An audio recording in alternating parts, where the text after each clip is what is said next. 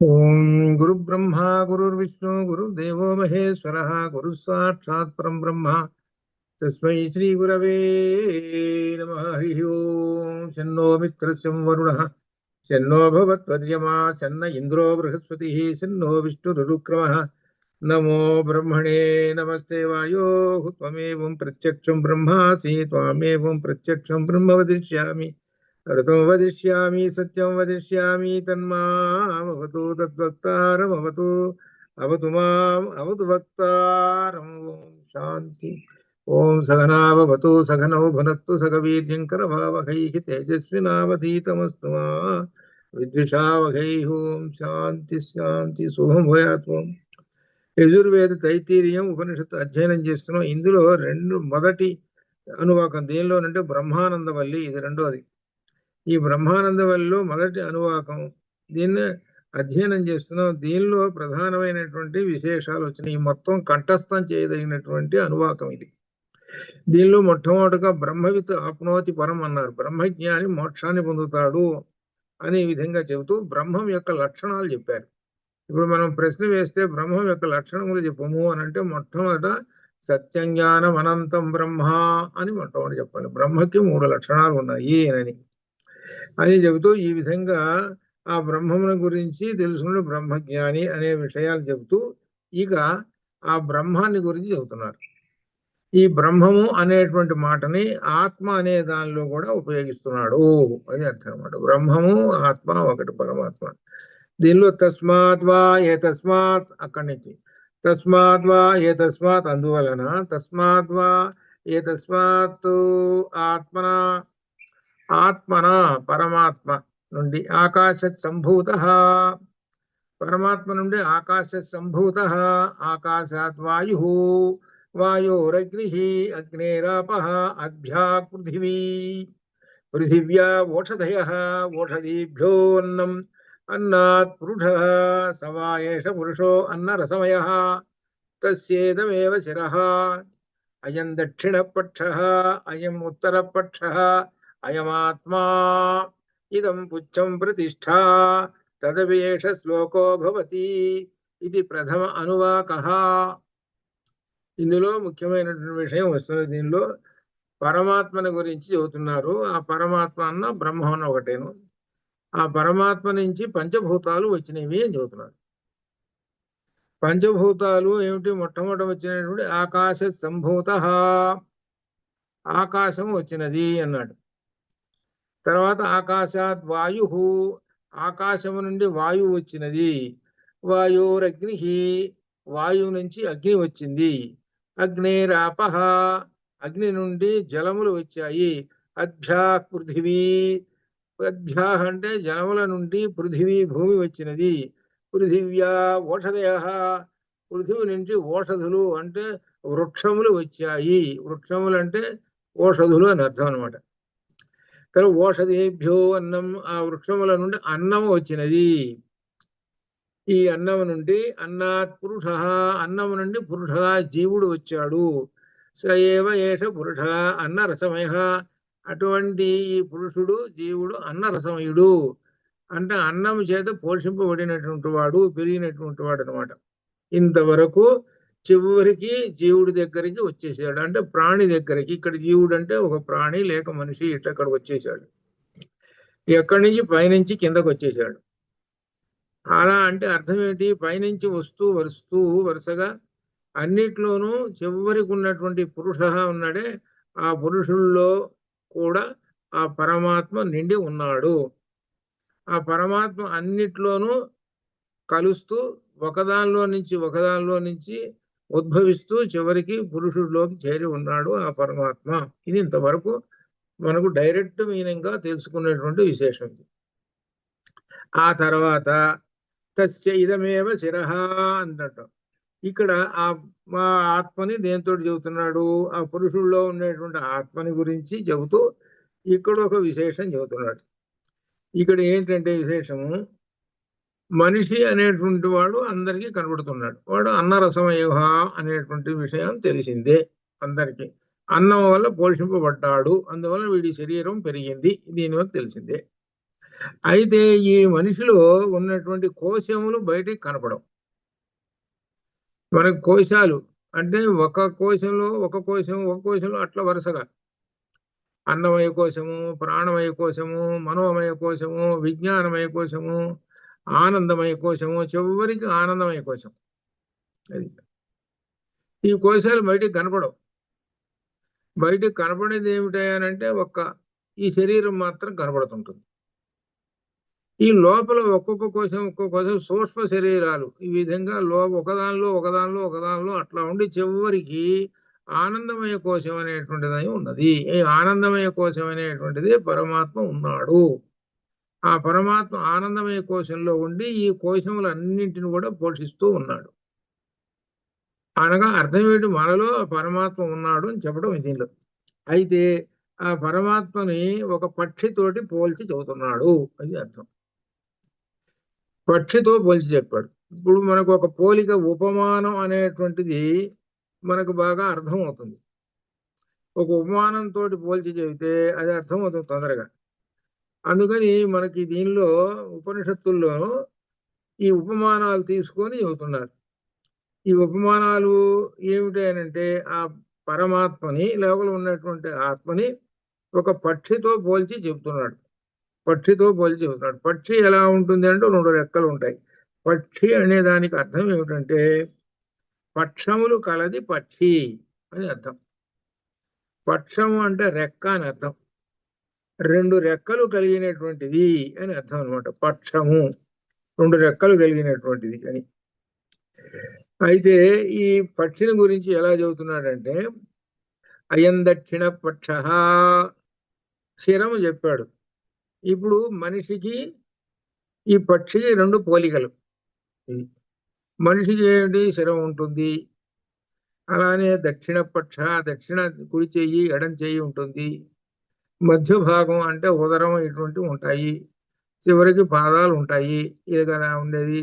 దీన్ని ఎలా పక్షితోటి పోలిచి చెబుతున్నాడు ఇది అని చెబుతూ మొట్టమొదట ఆ పక్షి యొక్క ఆ శిరస్సు ఉందే ఈ మనిషి శిరస్సే ఇదమేవ శిరః, ఇది శిరము, పక్షి యొక్క శిరము అనగా ఈ మనిషి పక్షితోటి పోల్చి చెబుతున్నాడు. అంటే లోపల ఉన్నటువంటి ఆత్మని ఒక జీవుడిగా చెప్పుకొని చెబుతున్నాడు. అది లోపల ఉన్న జీవుడిని గురించి చెబుతున్నాడు. మనకి కనపడుతున్నటువంటి శరీరం ఉన్నది ఈ శరీరము. ఇటువంటి శరీరము సూక్ష్మ శరీరంతో లోపల ఉన్నది.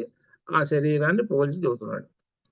ఆ శరీరం ఏమిటా ఉన్నది అంటే పక్షి మాదిరిగా ఉంది అని పోలిక. శిరః అయం దక్షిణ పక్ష, ఇది కుడి రెక్క. అయం ఉత్తర పక్ష, ఇది ఎడమ రెక్క. అయం ఆత్మ, ఇది లోపల ఉండేటువంటి గుండె భాగం. మనకున్నది సెంటర్ అనమాట. అది అనమాట. ఇదం పుచ్చం ప్రతిష్ట, ఇది మనిషికి ఎట్లయితే చివరి భాగాలు ఎట్లయితే పాదాలు ఎట్లయితే ఉన్నదో అట్టనే ఈ పక్షికి కూడా పుచ్చం తోక తదపి ఏష శ్లోకో భవతి అని ఈ విధంగా పోలికతోటి చెబుతూ ఉన్నాడు అనమాట. ఇట్లా పోలిక ఏమిటంటే ఏంటి? ఈ భౌతిక దేహం ఇది. ఈ భౌతిక దేహాన్ని పక్షి దేహంతో పోలిస్తూ చెబుతున్నాడు. ఈ తల ఒకటి, 2 రెక్కలు, మధ్య భాగం, తోక, ఇవి పక్షి శరీరంలోని భాగాలు. ఇవి తెలిసిందే. ఇది మనకి మనుష్యుని తల, 2 చేతులు, మెడ నుండి నాభి వరకు గల మధ్య భాగము, నాభి నుండి దిగువ భాగం గల మనిషి శరీరంలో ఇది భాగాలు. కాబట్టి ఈ మనిషిని అంటే జీవుణ్ణి ఇక్కడ అర్థం చేసుకోవాలంటే ఏంటంటే లోపల శరీరం మనకి బయట శరీరం ఎట్లయితే కనపడుతున్నదో అట్లే లోపల సూక్ష్మ శరీరంతో జీవుడు ఉన్నాడు అని చెప్పడం అంతే. అది ఆ జీవుడు పక్షితోటి ఉన్నాడు సమానంగా. అందుకనే ఏమంటారంటే వీడు పోయిన తర్వాత ఎక్స్పైర్ అయిపోయినప్పుడు లోపల ఉన్న పక్షి లేచిపోయిందిరా అని చెబుతున్నారు. పక్షి ఎగిరిపోయింది లేక లేచిపోయింది. ఒక పదం ఎలా ఉపయోగిస్తాడంటే చెట్టు మీద ఉన్న పక్షి లేచిపోయింది. చెట్టు మీద ఉన్న పక్షి లేచిపోయింది అంటే అర్థం ఏంటంటే చెట్టు మీద ఉన్నట్టు మనం చూస్తున్నాం కదా. ఒక పక్షిని చూస్తున్నాం, చెట్టు మీద కూర్చున్నది కాసేపు చూస్తున్నాం. అది ఉండి ఒక 5 నిమిషాలు కాగానే పైకి ఎగిరి ఎటు వెళ్ళిపోయింది. ఇది మనం ఒకదాన్ని ఒక దృశ్యాన్ని చూస్తున్నాం. దీన్ని తత్వశాస్త్రంలో కనుక చెప్పుకుంటే చెట్టు అనేది ఈ దేహము, ఈ దేహం. ఈ పక్షి అనేటువంటిది ఈ జీవుడు, సూక్ష్మ శరీరం. వీడు అంత పక్షి ఉన్నదండి, ఒక 5 నిమిషాలు 10 నిమిషాలు ఉందనుకో, అట్టనే వీడు కొంతకాలం ఉన్నాడు. ఉండి వీడికి ఏమని కోరిక పుట్టింది ఈ పక్షికి, అంత దూరంలో ఏదో పండు కనపడ్డది, అది తినటానికి లేచి వెళ్ళిపోయింది. అట్లనే ఈ జీవుడు ఏం చేశాడు, అయిపోయింది, మళ్ళీ ఇంకో పండు కోసం పరిగెత్తాడు వీడు. ఇప్పుడు ఇట్లా ఈ విధంగా తత్వశాస్త్రం ప్రకారంగా చెట్టు మీద ఉన్నటువంటి పక్షి ఎగిరిపోయింది అన్నట్టుగానే ఈ శరీరంలో ఉన్నటువంటి పక్షి ఎగిరిపోయింది, ఇంకొక దానికోసం ఎగిరిపోయింది. ఇట్లా అనమాట. అందుకనే శరీరం యద వాప్నోతి అనే పదం వచ్చింది ఇది గీతలో. శరీరం నుండి ఎప్పుడైతే బయటికి వెళ్ళిపోతున్నదో ఆ ఆత్మ అని చెప్పాడు. వాయుర్గంధా నివాసయత్తు. వాయు అంటే వాయువు అంటే ఈ ఆక్సిజన్, గంధాన్ అంటే ఈ వాసనలను. వాయువు ఏం చేస్తుంది, అక్కడ మంచి వాసన ఉంటే ఆ వాసనను మోసుకొని పోతూ ఉంటుంది, మోసుకొని పోతుంటాం. ఆ వాయువు అంటే వాసన యొక్క ఆ పరిమితి బాగా గుబాళించి ఎక్కువగా ఉందనుకోండి, ఎక్కువ దూరం మోసపోతుంది. ఏదో కొంచెం ఉందనుకోండి, ఏదో 10 మల్లెపూలే ఉన్నాయి అనుకోండి, ఎంతో ఒక 10 అడుగుల వరకు మోసపోతుంది.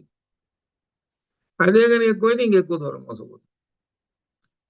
అట్లా ఈ విధంగా వాయువు చేస్తున్నది. అట్లనే మన శరీరంలో ఉండేటువంటి ఈ ఆత్మ పోయేటప్పుడు ఎలా అయితే మోసుకొని పోతుంటుందో గంధాలనది, అట్లనే ఇతను కూడా, ఈ జీవుడు కూడా తాను సంపాదించిన కర్మఫలాలు అనేటువంటి వాటిని మోసుకొని పోతుంటాడు.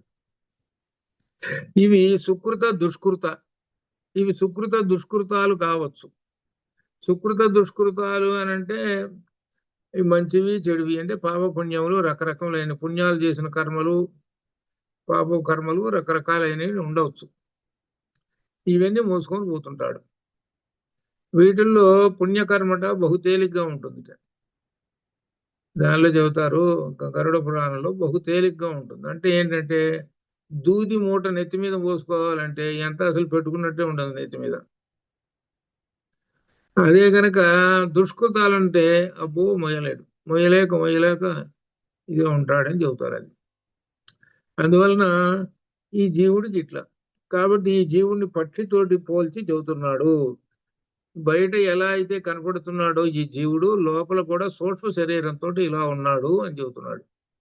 ఆ సూక్ష్మ శరీరంతో ఉన్నటువంటి ఈ జీవుడు పక్షితోటి పోల్చి చెబుతున్నాడు అని చెబుతున్నాడు.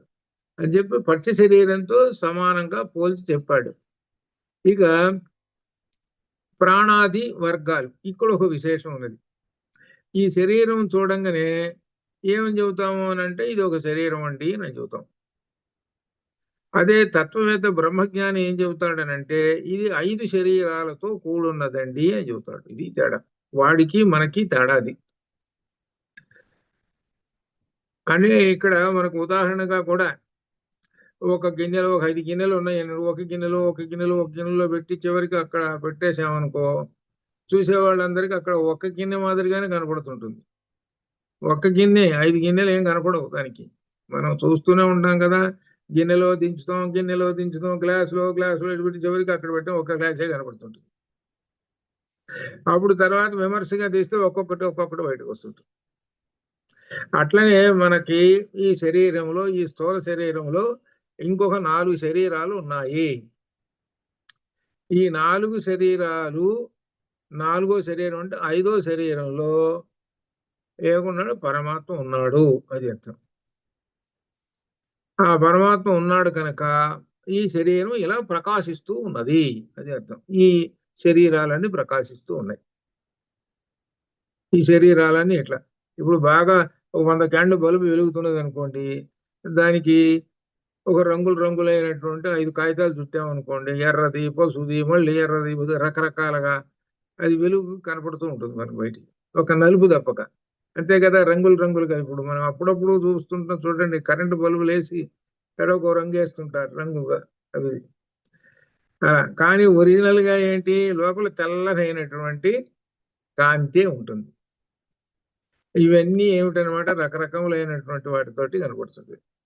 దానివల్ల ఏమొస్తుందని అంటే ఏమనుకుంటాడంటే, ఎర్రంగా కనబడి ఓహో ఎర్రంగా ఉంది, పశువు కనపడు, ఈ విధంగా అనుకుంటుంటాడు. అట్లనే ఈ శరీరంలో ఉన్నటువంటి నిజమైనటువంటి ఆ తెల్లని ప్రకాశవంతమైనటువంటి సత్వగుణ సంపన్నుడైనటువంటి జీవుణ్ణి కనిపెట్టలేడు.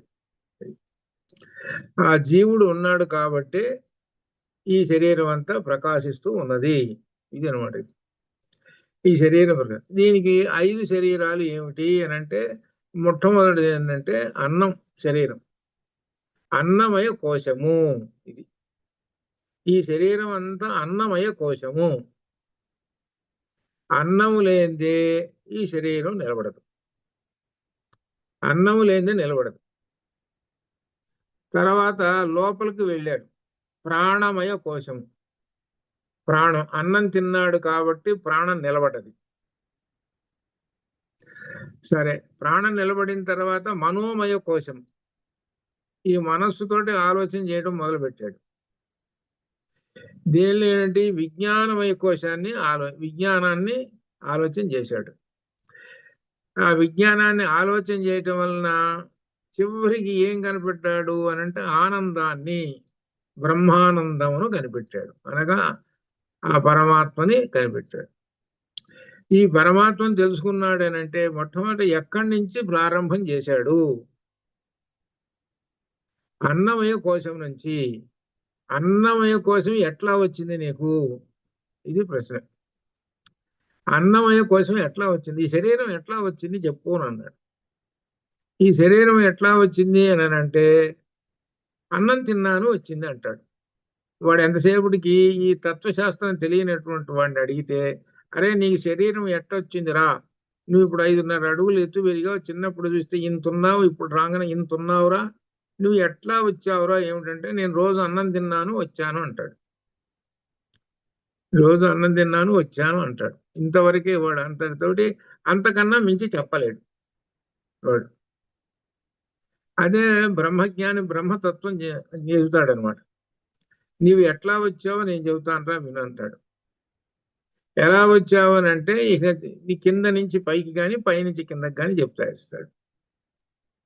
కింద నుంచి పైకి పోతూ ఉంటుంటే అప్పుడు అర్థం వస్తుందనంటే, నీకు తల్లిదండ్రుల వలన వచ్చావా లేదా, అవును మా అమ్మ నాయన వాళ్ళ కుమారుని. సరే రైట్. వాళ్ళిద్దరూ ఏం చేశారనమాట, ఆ శరీరాలు అన్నం తిన్నారు. అంటే ఏంటి, అన్నం తింటేనే కదా శరీరాలు నిలబడది. అన్నం తిన్నారు. అన్నం తినడం వల్ల వాళ్ళిద్దరి నుండి ఒక రసం, ఒక ప్రత్యేకమైనటువంటి శక్తి ఉద్భవించింది. ఆ శక్తి నుంచి నీవు వచ్చావురా అన్నాడు. అట్లనా అని అంటాడు. మరి వాళ్ళు ఎక్కడి నుంచి వచ్చారు అని అంటాడు. వాళ్ళు నీ మాదిరిగానే ఎక్కడి నుంచి వచ్చారు అని అంటే, అన్నం తిన్నారు కాబట్టి అన్నం ఎక్కడి నుంచి వస్తున్నది, అది ప్రశ్న. వాడిని ఎంత దూరం తీసుకుపోవాలంటే, ఇటువంటి తెలియనటువంటి వాడిని ఆత్మ జ్ఞానంలోకి తీసుకుపోవాలి. వాళ్ళు ఎట్లా అని ప్రశ్నిస్తారు. అన్నం తిన్నారు, అన్నం ఎక్కడి నుంచి వచ్చిందిరా, అన్నం ఎక్కడి నుంచి వచ్చింది అని అంటే ఇంక వాడు ఆలోచన చేస్తాడు. ఈ తెలియనటువంటి వాడు, ఈ జ్ఞానం, ఈ లౌకికమైనటువంటి తెలియనటువంటి వాడు అన్నం ఎక్కడి నుంచి వస్తుందో హోటల్ నుంచి తెచ్చుకుంటుంటాం రోజు అని చెబుతాడు వాడు. అది ఇక అంత తప్పితే ఏం లేదు. అంతేగా మరి పిల్లవాడు చూస్తున్నది ఏంటి, వాడి జన్మలో ఏంటి, హోటల్ నుంచి తెచ్చుకుంటాడు, లేకపోతే ఎప్పుడో మా అమ్మ అడుగుతుంది అని అంటాడు. ఇంకా అంతే, అంత తప్పితే ఇంక వాడికి ఏం తెలియదు.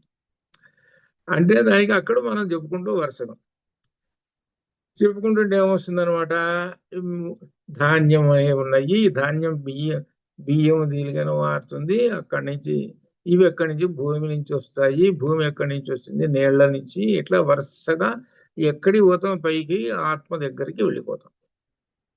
ఇవన్నీ చెబుతుంటుంటే వాడికి ఆశ్చర్యంగా చూస్తుంటాడు. ఇంత ఉన్నదా అని. అవునరా, ఆ ఆత్మ ఉన్నాడే, పరమాత్మ ఉన్నాడే, ఆ పరమాత్మ చివరికి వచ్చి వచ్చి నీలో చేరాడురా. అందరిలో, నీలోనే కాదు అందరిలోనే చేరాడురా. అందరిలోనూ పరమాత్మ ఉన్నాడు. పరమాత్మ ఉన్నాడు కనుకనే ఇదిగో నువ్వు ఈ విధంగా కారు నడుపుతున్నావు, స్కూల్కి వెళుతున్నావు, చదువుతున్నావు, ఉద్యోగాలు చేస్తున్నావు, ఇవన్నీ పరమాత్మ లోపల ఉన్నాడురా. ఆ పరమాత్మ లోపల ఉన్నటువంటి వాడు బయటికి మనకి కనపడడు. అంటే ఏమిటి? ఏషః గూఢః అంతరాత్మ.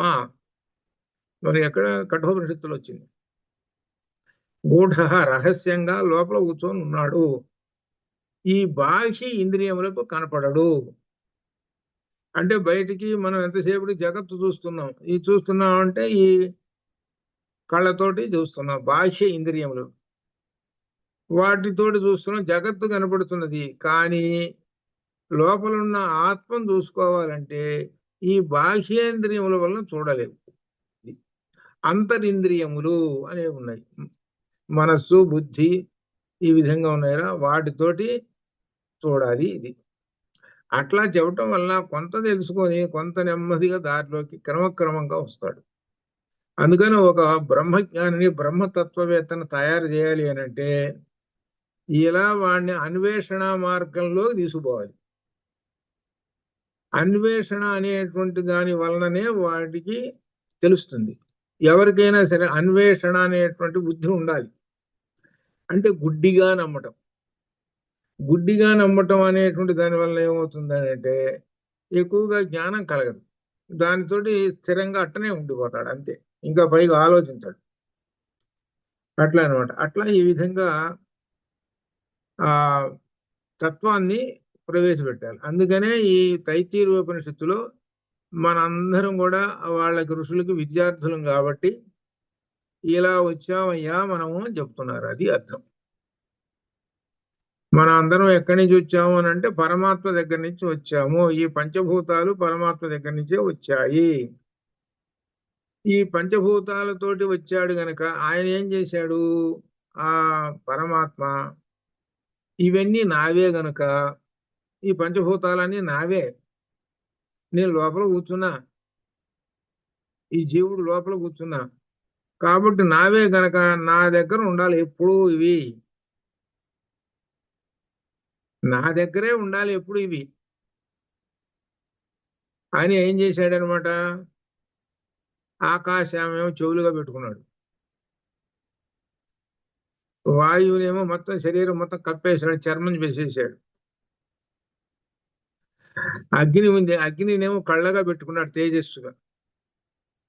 జలమేమో నాలుగుగా పెట్టుకున్నాడు.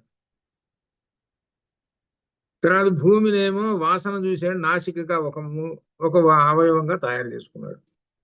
లోపల కూర్చున్నాడు.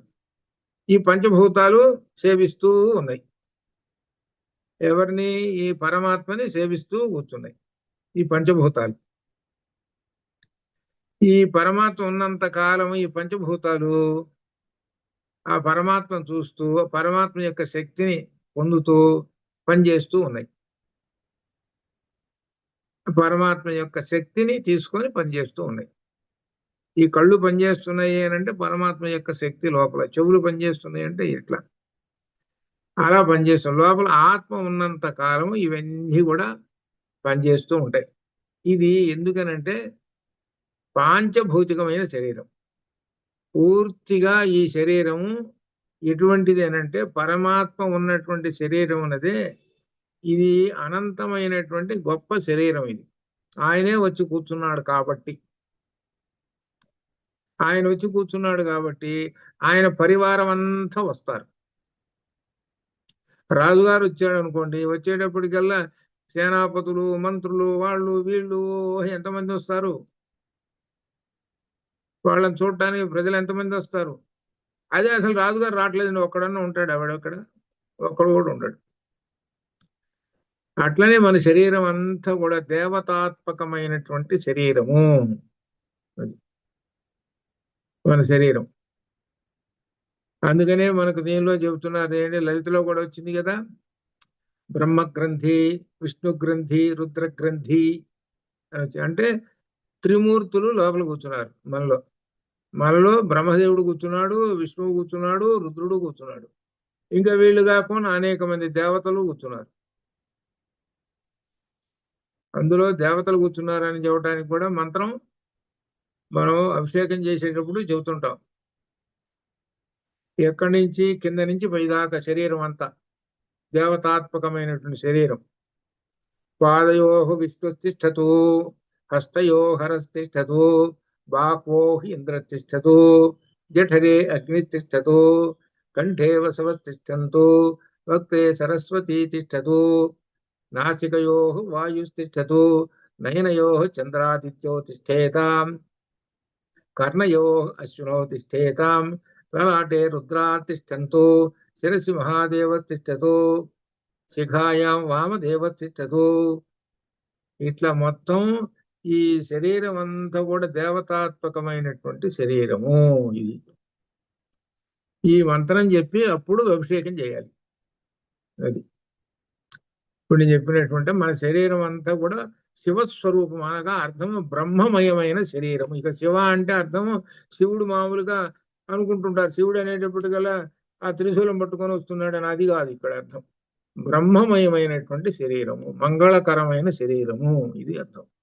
అలా శరీరాల్లో సమస్త దేవతలన్నింటినీ నింపుకొని వాళ్ళందరిని ఆవాహనం చేసుకొని అప్పుడు బ్రహ్మాన్ని ఉపాసించాలి. అది ఈ అభిషేకం చేసేటప్పుడు అది లక్షణం. కాబట్టి ఇటువంటి ఈ శరీరం ఉన్నది చూశారు, సామాన్యమైన శరీరం కాదు ఇది, అత్యంత విలువైనటువంటిది. దేవతలందరూ ఉన్నారు, లోపల పరమాత్మ ఉన్నాడు. అందుకనే తత్వం అసి, తత్ ఆ పరమాత్మయే నీవై ఉన్నావురా అని చెప్పాడు. అది ఆ పరమాత్మయే నీవై ఉన్నావు అని చెప్పాడు. పరమాత్మయే నీవు, నీవే పరమాత్మ, పరమాత్మయే నీవు అని కూడా అక్కడ చెప్పింది కారణం అది. కాబట్టి ఇంతటి జ్ఞానం ఉన్నది, ఇంతటి జ్ఞానం ఉన్నదే, దాని గురించి తెలుసుకోవడానికి వరుసగా బ్రహ్మాన్ని గురించి చెప్పవలసి వచ్చేటప్పటికి ఈ బ్రహ్మానంద వలిలో ఆ బ్రహ్మముని గురించి మొట్టమొదటగా ఆనందం ఏంటన్నమాట, సత్యజ్ఞానం అనంతం బ్రహ్మ చెప్పుకొని బ్రహ్మము లక్షణాలు చెప్పుకొని అక్కడి నుంచి ఈ బ్రహ్మము నుంచి ఇవి ఉద్భవించాయి, ఉద్భవించి చివరి జీవుడు ఇలా వచ్చాడు అని చెప్పాడు. ఆ జీవుణ్ణి పక్షితో పోల్చి ఈ విధంగా చెప్పాడు. అలానే ఇక్కడ పంచకోశాలు ఉన్నాయి మన శరీరంలో, ప్రాణమయ కోశం, మనోమయ కోశం. ఇట్లా మనకంత క్రితం చాందోగ్యంలో వచ్చింది. అన్నం తిన్నాడు, దానిలో ఒకటి చెప్పాడు ఏంటంటే 15 రోజులు అన్నం తినవాకరా అన్నాడు. 15 రోజులు అన్నం తినవా, మంచినీళ్ళు మాత్రం తాగు అన్నాడు. గుర్తుకొస్తుందా వెనక చెప్పిన పాఠం? 15 రోజులు అన్నం తినవాకు, కాకపోతే మంచినీళ్ళు తాగు అన్నాడు. మంచినీళ్ళు తాగితే, నీళ్లు తాగితే ఏం నిలబడుతుంది? ప్రాణం నిలబడుతుంది. అన్నం తినకపోతే ఏమి నిలబడదు? మనస్సు నిలబడదు. అనగా అన్నం యొక్క శక్తి మనస్సుకి వెళ్ళిపోతుంది. మనస్సు పనిచేస్తేనే కదా వాడు ఏదన్నా చెప్పేది, మాట్లాడేది. మనస్సు ఏం పనిచేయట్లా, వాడు డేలా పడిపోతున్నాడు. చివరి నీ పేరేందిరా చెప్పరా అంటే ఏమో నాకు తెలియదు అని అంటాడు. అంత ఇదిగా పడిపోతాడు వాడు. అన్నం అందులో 15 రోజులు సామాన్యమా? 15 రోజులు అయిపోయింది. 16వ రోజు వచ్చేటప్పటికల్లా సరే కాస్త అన్నం తినరా అన్నాడు. తిన్నాడు. ఇప్పుడు ఎట్లా ఉంది మనసు? పర్వాలా, ఇప్పుడు 2-3 పద్యాలు చెబుతాను, 2-3 శ్లోకాలు చెప్తాను అన్నాడు. మరి అంత క్రితం ఎక్కడ ఉన్నాయి ఈ శ్లోకాలు? ఈ శ్లోకాలన్నీ ఎక్కడున్నాయి? అంత క్రితం నన్ను అడిగితే చెప్పరానంటే నాకు అసలు ఏమి రావట్లేదు, పడిపోతున్నాను అన్నావు. ఇప్పుడు ఎక్కడి నుంచి వచ్చినాయి? మనస్సు నిలబడ్డది, బయటకు వచ్చినాయి. సరే ఇంకా శుభ్రంగా తిని రేపు కూడా తిన్నాడు. ఇప్పుడు చెప్పరు, మొత్తం అప్పు చెప్పేస్తానంటాడు. ఇప్పుడు ఎక్కడి నుంచి వచ్చినాయిరా? మనస్సు నిలబడేది మొత్తం వచ్చేసి. మంచినీళ్ళు తాగుతున్నావు, ప్రాణం నిలబడదు. చూడండి దీనిలో విశేషమైన పట్ల ఈ విధంగా ఇవి ఏంటి అనమాట. ఈ ఎవరు ఇంతకి, ఈ అన్నం ఎవరు, ఈ నీళ్ళు ఎవరు? అన్నం ఎవరు, నీళ్ళు ఎవరు? ఈ పంచభూతాలు చదువుకుంటున్నాం కదా. అన్నం ఎవరు అని అంటే బ్రహ్మమే, నీళ్ళు ఎవరు? బ్రహ్మమే, ప్రాణము బ్రహ్మమే, మనస్సు బ్రహ్మమే, అన్ని బ్రహ్మములే.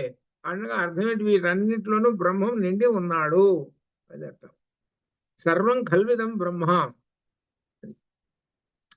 అన్నిట్లో నిండి ఉన్నాడు.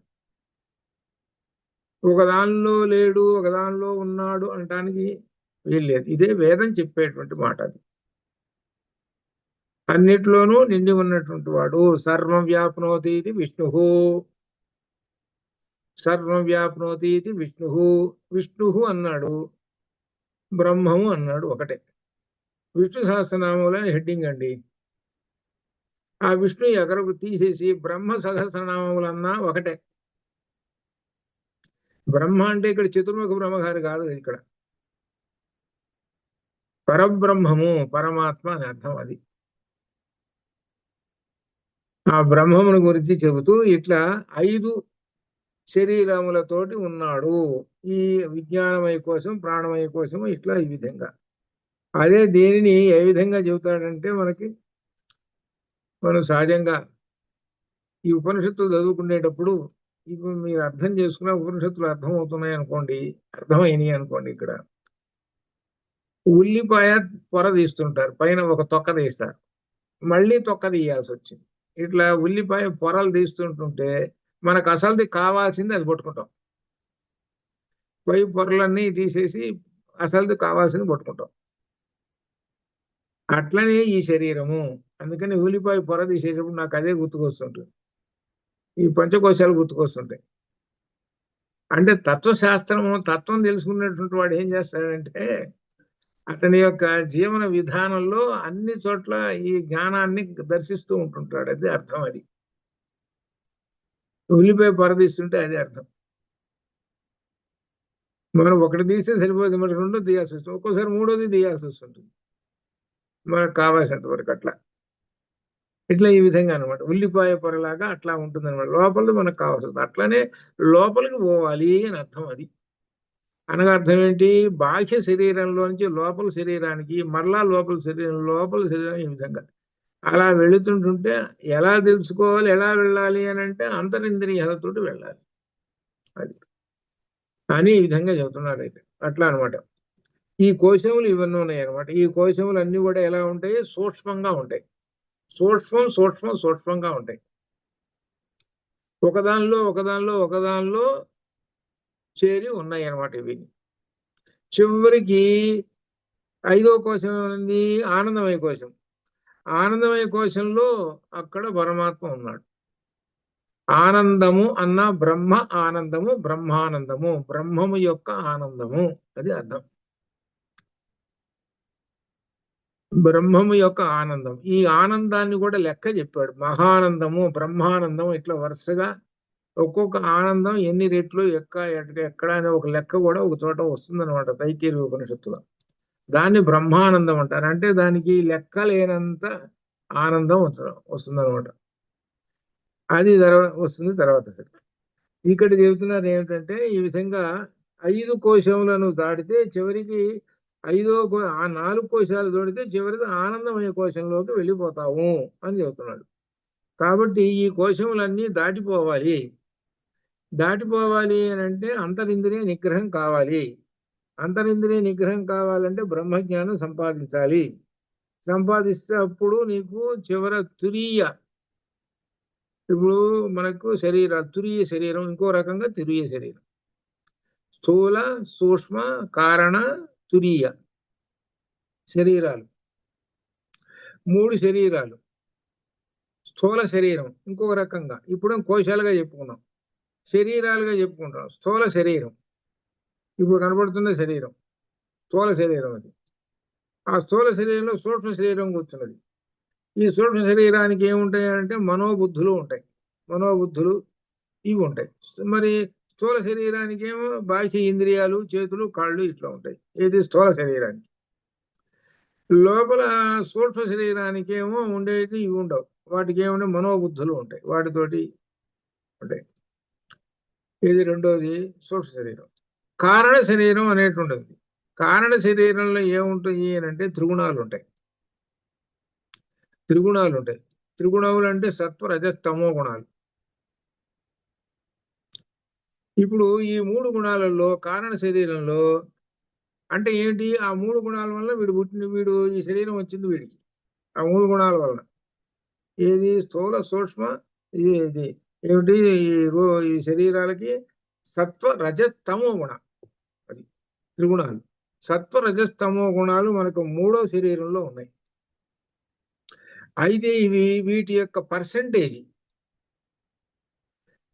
33, 33, 30, 99.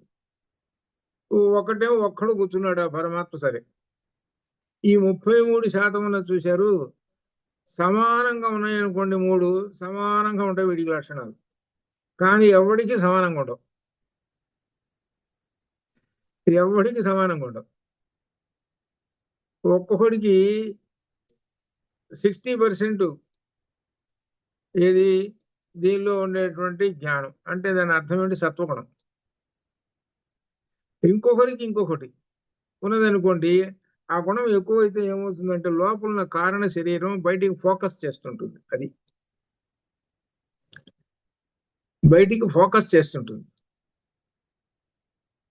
ఇప్పుడు మనకి లోపల ఎర్రటి బల్బు వెలుగుతున్నది అనుకోండి, ఏదో తలుపులు కిటికీలు అట్లా పెట్టాము, బయట చూస్తుంటే లోపల బల్బు వెలుగుతున్నది అని ఏదో సందుల్లోంచి కాంతి వస్తుంటుంది. ఎర్రటి బల్బు ఉందనుకో, ఎర్రగా కాంతి వస్తుంటుంది. పసుపు బాగా కలర్ ఉంది, అట్లా కాంతి. అట్లనే మన శరీరంలో నుంచి ఈ రజోగుణము తమో గుణాలు బయటికి వస్తుంటాయి. రజోగుణం యొక్క ప్రభావం ఎక్కువగా ఉంటే వాడు అనేకమైనటువంటి విశేషాల్లో, అంటే ఒక రకంగా చెప్పాలంటే మంచి కన్నా చెడు ఎక్కువ చేస్తాడు, అంతే ఒక మాట చెప్పాలంటే. అది ఇక తమో గుణం అంటే చెప్పే పనే లేదు. తమో గుణం యొక్క లక్షణం ఏమిటంటే అజ్ఞానము, రాక్షసత్వము, మూర్ఘత్వము అనేక లక్షణాలు వీటికి అన్నిటి తమో గుణానికి. వీటికి వ్యతిరేకమైనది సత్వగుణం.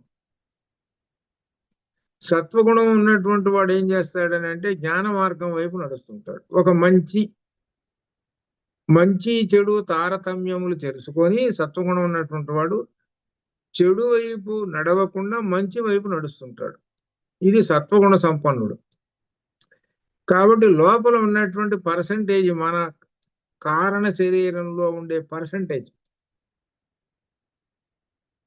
బ్రహ్మసూత్ర భాష్యాలు చెబుతున్నారండి అని అంటే ఓ 10 మంది వచ్చారు.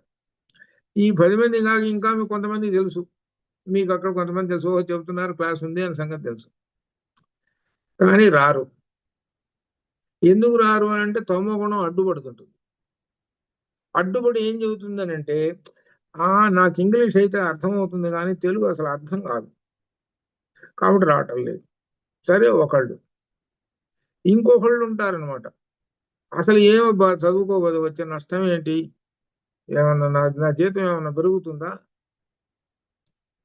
లేదు కదా. కాకపోతే మనం ఏం చేస్తానంటే సినిమా చూస్తూ కూర్చుంటాను ఇంట్లో, ఏదో ఈ విధంగా ఆ సమాధానాలు చెప్పుకొని తమో గుణము వీడిని ఏం చేస్తుంది, కిందకి దించుతూ ఉంటుంది. అది ఇదే ఇక్కడ విశేషం. అదే సత్వగుణం ఉందనుకోండి, దాన్ని రాక్షసుని పక్కకు నెట్టేస్తుంది తమో గుణాన్ని. అంటే తమో గుణం ఎంతో ఒక 10%, 20% ఉందనుకో, దాన్ని నెట్టి పారేస్తాడు. సత్వగుణం నెట్టి పారేస్తాడు. నెట్టి పారేసేసి ముందు గడిపోతుంటాడు. ఇదే మనకు చాందోగ్యంలో వచ్చినటువంటి దేవతలు రాక్షసుల కథ వచ్చింది. వీళ్ళిద్దరు ఎప్పుడు మన శరీరంలో దేవతలు రాక్షసులు ఉన్నారు, ఇద్దరున్నారు. రాక్షసులు ఏం చేస్తుంటారంటే వీడు మంచి పని చేస్తుంటే అది చెడగొట్టాలని చూస్తుంటారు. దేవతలు ఏం చేస్తుంటారంటే ఈ రాక్షసులు ఏదైతే చెబుతారో అది మాత్రం చేయకుండా దానికి వ్యతిరేకం వీళ్ళు చేస్తారు. ఇదే పురాణాల్లో ఉంది. పురాణాల్లో ఒక కథగా తీసుకొని అట్లా చెబుతుంటారు. వాస్తవానికి దేవతలు రాక్షసులు ఎక్కడా లేరయ్యా, మనలోనే ఉన్నారు దేవతలు రాక్షసులు. ఈ రాక్షసుడే తమోగుణం. కాబట్టి తమోగుణం ఎప్పుడైతే జయించాడో వాడికి దైవత్వం వస్తుంది. అది అనగా రాక్షసుని జయించాడు. ఎవరు జయిస్తారు రాక్షసుని? దేవతలు జయిస్తారు. అందుకనే మనకు చెప్తున్నట్టు పురాణాల్లో దేవతలు రాక్షసులు ఒక కథ ఒకటి పెట్టేస్తారు. దానిలో కూడా ఎట్ట చూపిస్తారు చూసే, సినిమాల్లో కానీ వీటిలో కూడా, మనకి దీనిలో కూడా బొమ్మల్లో కూడా ఎట్ట చూపిస్తారు చూసారా? రాక్షసుని నల్లంగా చూపిస్తూ వాడిని ఎట్లా ఒక భయంకరంగా చూపిస్తారు చూసారా రాక్షసుడి బొమ్మని. ఈ దేవత బొమ్మను చూసుకోవడం ఎట్లా చూపిస్తారు అంటే దేవత బొమ్మను చూస్తుంటే ఆకర్షణీయంగా ఉంటుంది, రాక్షసుని చూస్తుంటే భయం వేస్తుంది. ఇది ఇట్లా అంటే అర్థం ఏమిటి? వీళ్ళిద్దరూ మన శరీరంలోనే కూర్చొని ఉన్నారు కాబట్టి ఆ రాక్షసత్వాన్ని జయించాలి, తమో గుణాన్ని జయించాలి. తమో గుణాన్ని జయించడానికి నీకు ఒక ఆయుధం ఇస్తున్నానని గురువు గారు ఒక ఆయుధం ఇస్తాడు.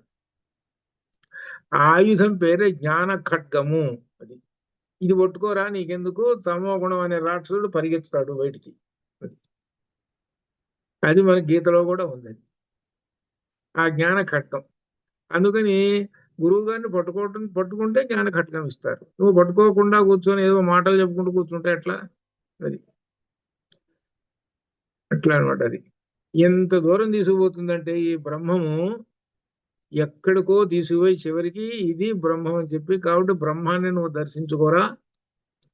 బ్రహ్మాన్ని దర్శించుకోవడానికి మీకు ఉపాయాలు చెబుతున్నానరా నేను. సోమరితనం అనేటువంటిది పక్కన పెట్టు. ముందు మొట్టమొదట అది సోమరితనం గనక ఉంటే నీకు లక్ష్మీదేవి కూడా ఉండదు అక్కడ.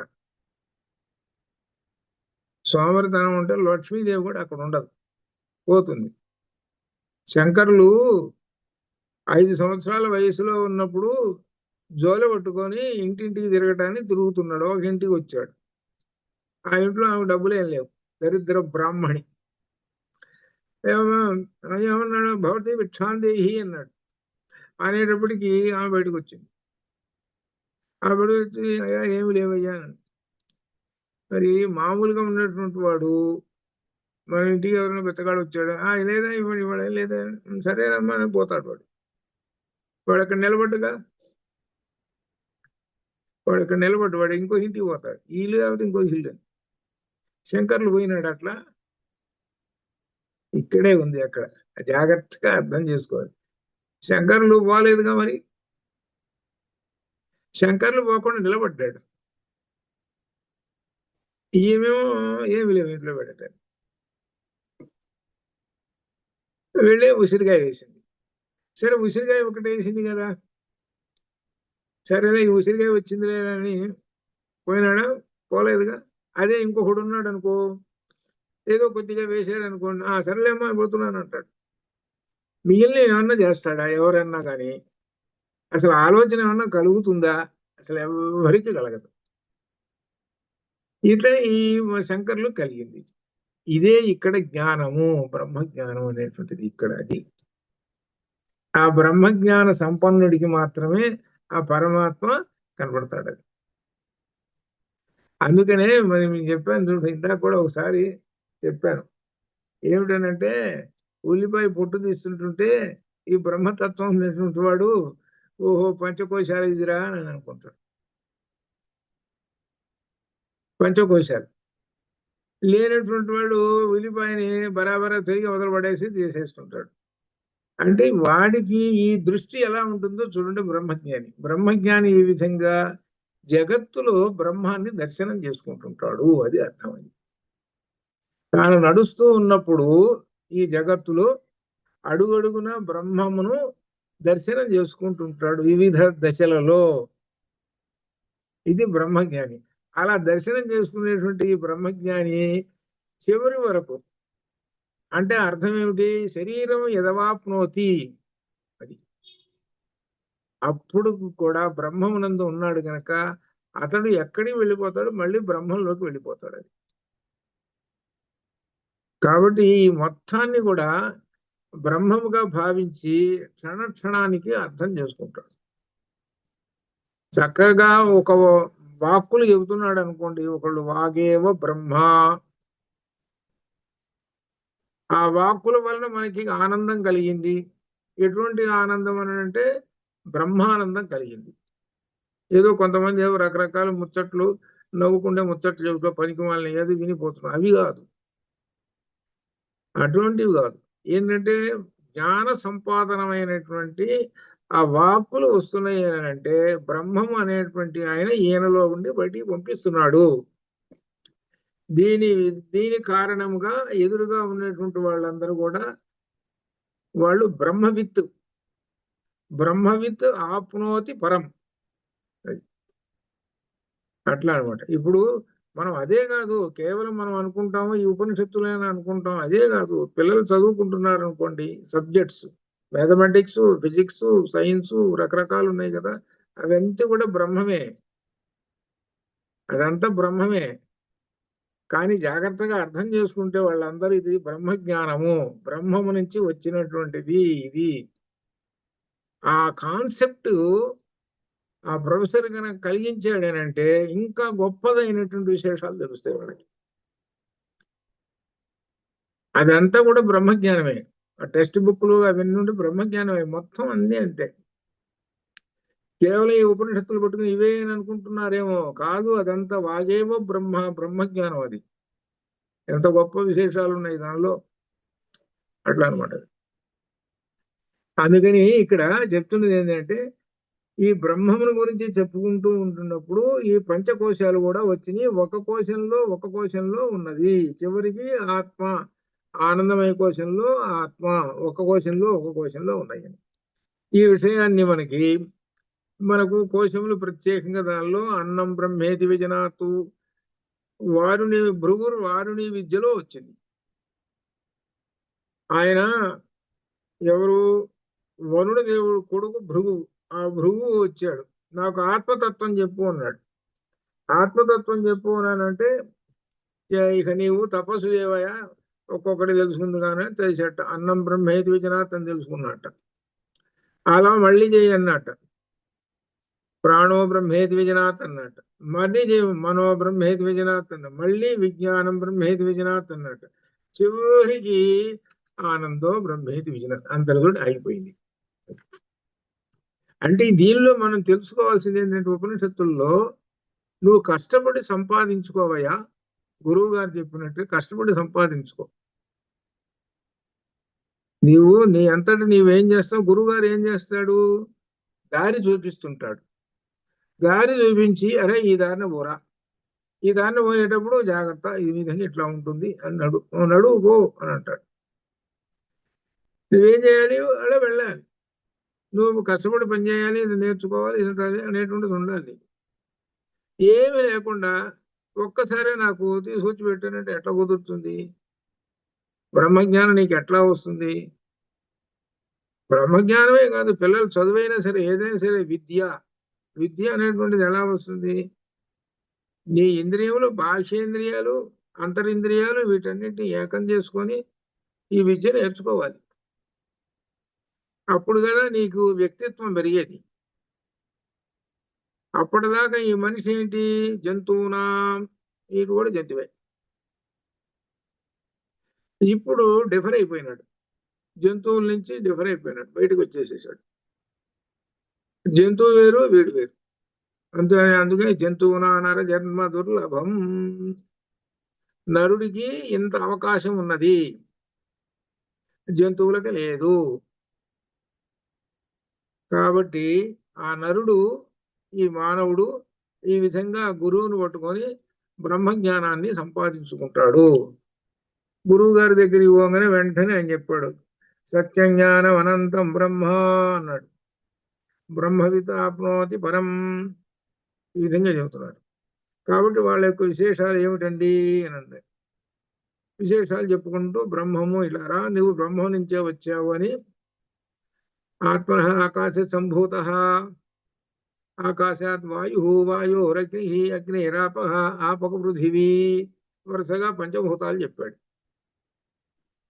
పృథివీభ్యో ఓషధయ, ఓషధులు వచ్చినాయి, వృక్షాలు. ఓషధులు అంటే ఇక్కడ వృక్షములు అంటే పంటని ఆకారం ఇచ్చేటువంటివి అని అర్థమైంది. వీటన్నిటి ఓషధులు అంటారు. ఆ ఓషధుల దగ్గర నుంచి అన్నము, అన్నాత్ర సహా పురుష, ఇలా వచ్చిన ఇది దీని యొక్క మూలము అని చెప్పేశాడు. దీన్ని అర్థం చేసుకోవాలి. ఇది ఎక్కడో నుంచి చెప్పారు గురువు గారు? వేదంలో ఉన్నటువంటిది, వేద వాక్యములను చెప్పారు. వేద వాక్యమును కాదంటానికి ఎవరికి వీల్లేదు. వేద వాక్యం అంటే శిరోధార్యం, అంతే, దానికి తిరుగులేదు ఇంకంతే. దాని ప్రకారమే నడుచుకోవాలి. వేదవాక్యం దాని ప్రకారం అర్థం చేసుకోవాలి. ఇది ఇట్లా. అటువంటి బ్రహ్మం ఈ శరీరంలో ఉన్నాడు. ఆ శరీరంలో ఉండే బ్రహ్మాన్ని దర్శనం చేసుకొని పొందటమే ముక్తి లేక మోక్షము. కాబట్టి బ్రహ్మం ఎక్కడో లేడు, నీలోనే ఉన్నాడు. ఆ బ్రహ్మమే నీవు. అందుకనే పంచభూతాలు చెప్పాడు. ఆ పంచభూతాలకు పైన ఆత్మ, ఆ బ్రహ్మం వచ్చి సరాసరి నీలోనే కూర్చున్నాడు. తత్తు ఆ బ్రహ్మము, త్వం అసి ఆ బ్రహ్మము. మనం ఆత్మన ఆకాశ సంభూత అని చెప్పుకుంటూ వచ్చాం కదా. ఆ బ్రహ్మం నుంచి ఆ ఆకాశం వచ్చిందని ఆ బ్రహ్మమే తత్తు. ఆ బ్రహ్మమే త్వము, నీవు అయి ఉన్నావు. ఆ బ్రహ్మమే నీవురా, సామాన్యమైనటువంటి వాడి కాదు నువ్వు. కాబట్టి ఆ బ్రహ్మాన్ని నీవు అంతరింద్రియములచే, నీవు తపోశక్తిచే నీవు దర్శనం చేసుకో, బ్రహ్మ సాక్షాత్కారాన్ని పొందుము అని చెప్పటానికి ఈ ముందు చెబుతున్నటువంటి ఇంట్రడక్షన్ ఇదంతా. ఇంత ఇంట్రడక్షన్ చెప్పుకుంటూ వస్తున్నారు. బ్రహ్మం అంటే ఇది అని దాని యొక్క అర్థాలు అన్ని చెప్పుకుంటూ, నీ శరీరం అంటే ఇది 5 కోశాలతోటి ఉన్నది. ఇట్లా ఈ విధంగా వివరణ చేసుకుంటూ గురువు గారు ఆ మంత్రాలని చెప్పుకుంటూ వస్తున్నాడు అనమాట. ఇట్లా ఈ శరీరం ఎలా ఏర్పడింది దీని ప్రకారం అంతా చెప్పుకుంటూ వచ్చేసాడు. ఈ పంచకోశాలు దేహత్రయాలుగా కూడా చెప్పుకుంటాం. ఇందా చెప్పాను దేహత్రయములు శరీరములు. ఈ పంచకోశాలనే 3 శరీరాలు, స్థూల సూక్ష్మ కారణ, 3 శరీరాలు. ఈ 3 శరీరాలతోటి ఉంటుంది. చివరి తురీయ శరీరం అనేటువంటి దానిలో 4వ శరీరంలో ఆ బ్రహ్మం ఉన్నాడు. అది చెబుతున్నాడు తర్వాత. ఇలా 5 కోశాలుగా చెబుతున్నాడు ఈ శరీరాన్ని. అలానే 3 శరీరాలుగా కూడా చెబుతున్నారు. ఇవి అర్థం చేసుకో అని చెబుతున్నారు. కాబట్టి ఈ స్థూల దేహం ఉన్నది చూశారు. ఈ స్థూల దేహం ఉన్నంత కాలము ఈ జగత్తులో మొత్తం జాగ్రత్త అవస్థలో ఈ జగత్తును చూస్తూ ఉంటుంటుంది. ఆ చూస్తున్నటువంటి జగత్తులో బ్రహ్మాన్ని కూడా దర్శనం చేసుకో. ఆ బ్రహ్మాన్ని దర్శనం చేసుకోవటం కోసమే నేను భగవద్గీతలో 10వ అధ్యాయం చెప్పాను. ఇక్కడ అర్థమైంది కదా. ఈ జగత్తులో బ్రహ్మాన్ని దర్శనం చేసుకోవటానికి కొన్ని ఉదాహరణలు చెప్పాను. అట వటవృక్షము అన్నారు. వటవృక్షము అనేటువంటిది విష్ణు యొక్క ప్రీతి. వటపత్ర శాయి, వటపత్ర శాయి, మర్రాకు మీద నిలబడుకున్నాడు. అంటే ఏమిటనమాట? వటపత్ర శాయి అంటే వటవృక్షము విష్ణువుతోటి సమానం, అంటే పరమాత్మతోటి సమానం అని ఒక మాట చెప్పాడు అక్కడ. ఆ వృక్షానికి చెప్పినటువంటి విశేషమైన. ఇప్పుడు మామూలు ఉన్నాయి చెట్లు, ముళ్ళ చెట్లు ఉంటాయి. అబ్బో దాని దగ్గర పోవాలంటే భయం వేస్తుంది, ఎక్కడ ముళ్ళు కూర్చుకుంటాయో. అదే వృక్షమే. కానీ వటవృక్షాన్ని పూజిస్తాం కానీ ముళ్ళ చెట్టును పూజిస్తామా? అంటే అర్థం బ్రహ్మజ్ఞానిని పూజిస్తాం కానీ మూఢుడు ఉంటాడు, మనకి వాళ్ళు ఎవరు ఉంటాడు, వాడి దగ్గరికి పోయి ఒరే నీవేరా దేవుడు, నీవేరా అని అంటామా మనం? మూఢుడు లేకపోతే అజ్ఞాని రకరకాలు అనుకోండి, రకాలు ఉంటాయి. వాడు ఒక మనిషే, బ్రహ్మం ఉన్నాడు దానిలో. అయినా కానీ ఎవరిని పట్టుకుంటాం? బ్రహ్మజ్ఞానిని పట్టుకుంటాం. అంతే కదా మరి. ఇది కాబట్టి బ్రహ్మజ్ఞాని అంత గొప్పవాడు. ఆ బ్రహ్మజ్ఞాని చెప్పినటువంటి దాన్ని పట్టుకోవటం, ఆ విధంగా ఈ బ్రహ్మమును దర్శించుకోవటము జరుగుతూ ఉంటుంటుంది. కాబట్టి పట్టుకోవాలి. కాబట్టి చివరికి ఆనందమయ కోశంలో ఉన్నటువంటి బ్రహ్మానందం ఉన్నదే బ్రహ్మం యొక్క ఆనందాన్ని తెలుసుకోవాలని చెప్పి ఇంతటితోటి మొదటి అనువాకం పూర్తి చేసేసి, రెండవ అనువాకంలో అన్నాద్వై ప్రజాయంతే దగ్గర నుంచి అన్నమయాది కోశములు దాన్ని వివరిస్తూ వస్తున్నాడు. ఇది మళ్ళీ మనకి తర్వాత వస్తుంటుంది. అంతవరకు శుభం భూయాత్. ఓం పూర్ణమద పూర్ణమిదం పూర్ణాత్ పూర్ణముదచ్యతే పూర్ణస్య పూర్ణమాదాయ పూర్ణమేవావశిష్యతే. అసతోమా సద్గమయ తమసోమా జ్యోతిర్గమృత్యోర్మామృతంగమయ. ఓం శాంతి శాంతి. శుభం భూయాత్.